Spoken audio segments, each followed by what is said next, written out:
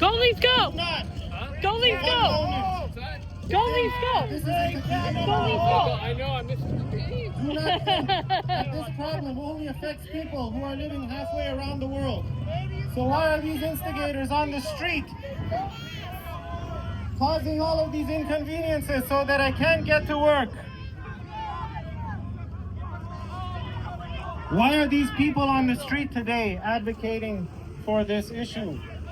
I can't get to work, and if these people feel so passionately about this topic, why don't they go back home to fight about it? We've heard this narrative over and over again.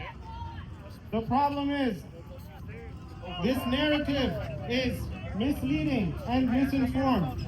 This is a quintessentially Canadian problem for a number of reasons, the most important of which is the fact that our Canadian government, our elected government, has decided to sell weapons to the Israeli occupation, which is currently involved in a campaign of mass extermination. Hey, man. There's no point in holding a Canadian flag if you're not going to uphold Canadian values. My man, we've heard this narrative over and over again. If you don't like it, then why did our Canadian government, why did our elected government decide to sell weapons to the Israeli occupation that is indiscriminately bombing densely populated civilian neighborhoods in occupied Palestinian territory?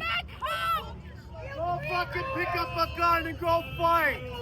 Go pick up a gun and go fight! Go to Canada! Here is Canada! Canada!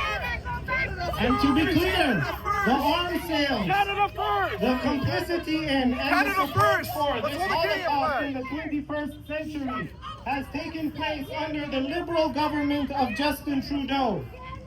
But Monsieur Pierre has made it clear again and again that he will accelerate Canadian support for this Holocaust. Where you fucking came from, you piece of shit! He has made it abundantly clear that he will align Canadian foreign policy with the security interests of a foreign apartheid state. Does that sound like Canada first? Canada has a long history of supporting multilateral institutions that uphold international law and order. Canada is a founding member of the United Nations. Canada is a member state of the International Court of Justice and the International Criminal Court. Canada is a signatory to the Rome Statute. But Monsieur Pierre has made it clear that he wants to reverse decades of Canadian foreign policy and Canadian traditions, and he wants to abandon all of these international institutions.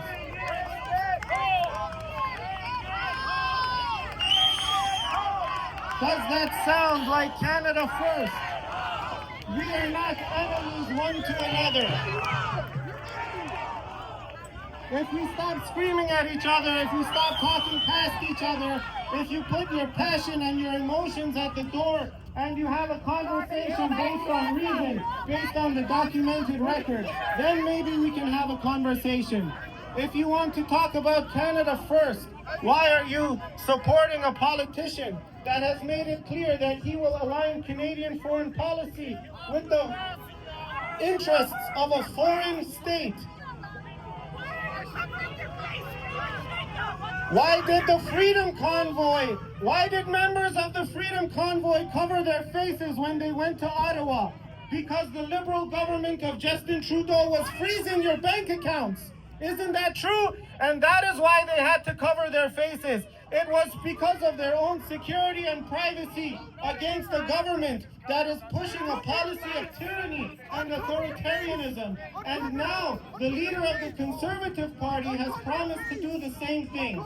The leader of the Conservative Party has said that he will suppress Canadian constitutional values like the freedom of speech, Where's your Canadian You flag? cannot support freedom of speech only for the people who you agree with politically. If you want to stand for real Canadian values, if you want to stand for our rights in the Canadian Charter of Rights and Freedoms, then you have to stand for those values for all Canadians, including the ones with whom you disagree politically.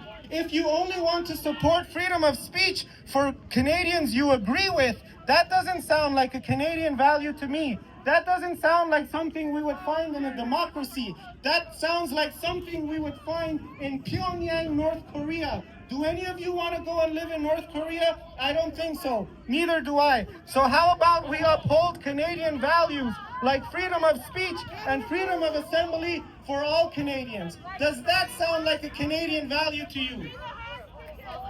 Let's free all the hostages. Does that include the thousands of Palestinian women and children that are currently in the custody of the IDF? Several weeks ago,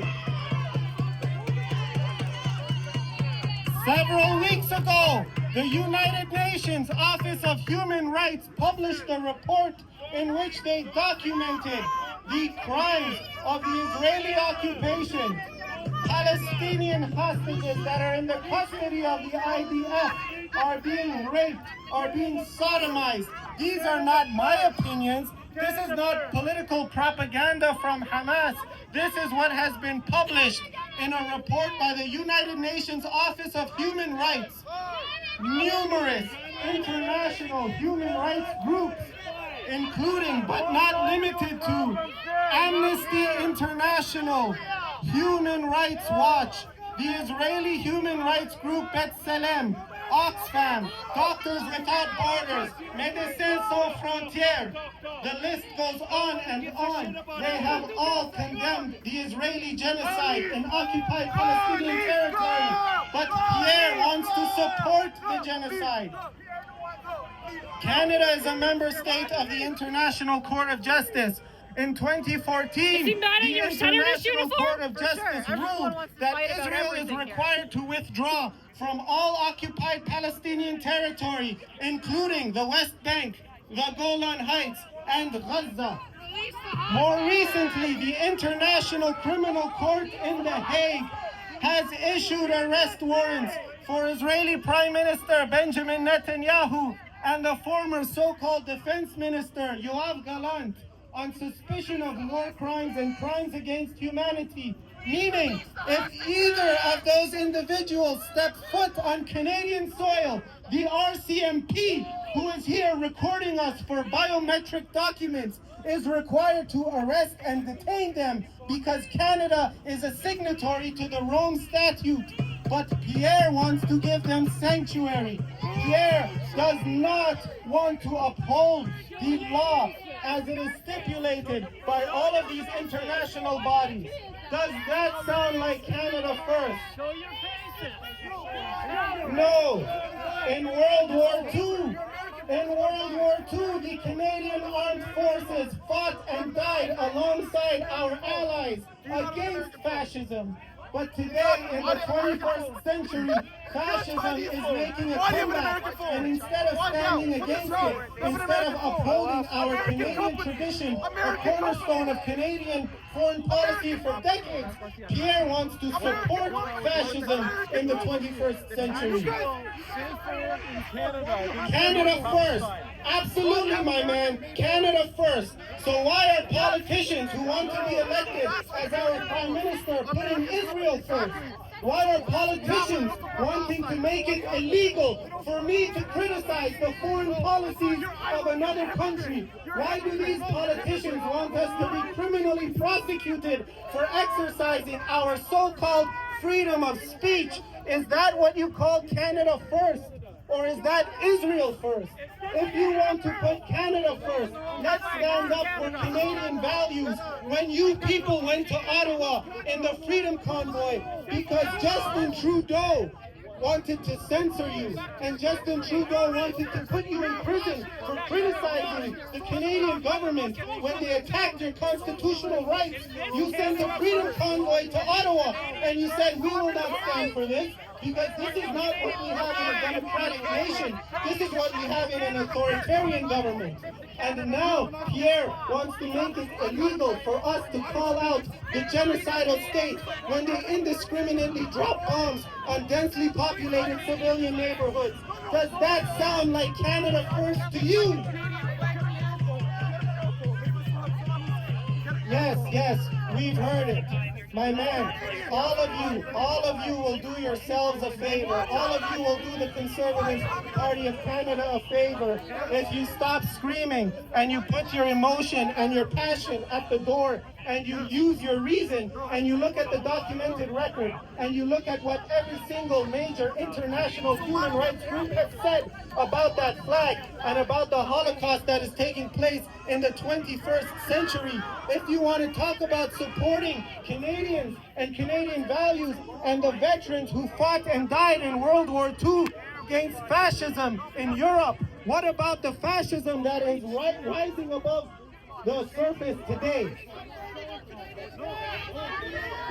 My man, who's burning a Canadian flag?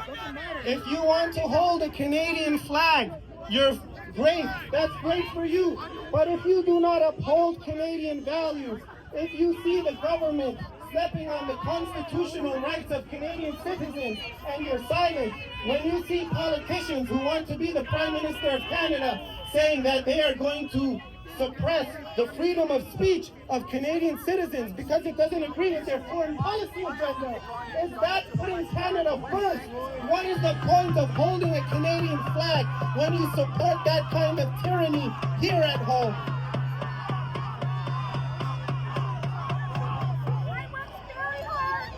To all the youngins in the crowd, I've been a Canadian citizen for longer than many of you have been alive. But perhaps you think I'm not a real Canadian. Let me ask you, what does it mean to be a real Canadian? Does it mean I love hockey and maple syrup? Is that what you're talking about? No, obviously not. A real Canadian is someone that stands up for real Canadian values, not someone that suppresses freedom of speech. A real Canadian is someone that respects Canada's long-standing history of being a peacekeeping nation, Canada's long-standing history of standing with multilateral institutions that uphold international law. Right now, every single international court has condemned Israel for the Holocaust that it is prosecuting in occupied Palestinian land. Every single international court has said that the Israeli state must withdraw from occupied Palestinian territory. The United Nations has passed numerous General Assembly resolutions. The International Court of Justice has made several rulings. The International Criminal Court in The Hague has issued arrest warrants for the Prime Minister of the country whose flag is flying high on your side and